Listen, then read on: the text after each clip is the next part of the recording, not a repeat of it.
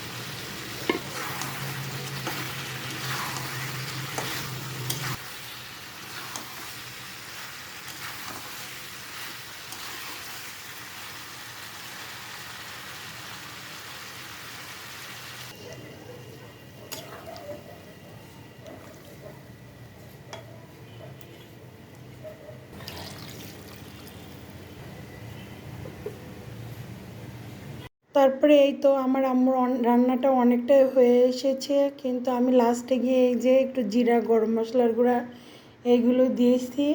তো জিরা গরম মশলার গুঁড়া দিয়ে আমি একটু খুন্তি দিয়ে নেড়ে চেড়ে নিতেছিলাম। আসলে কিন্তু আমার আম্মুর হাতের রান্না অনেক বেশি মজা লাগে।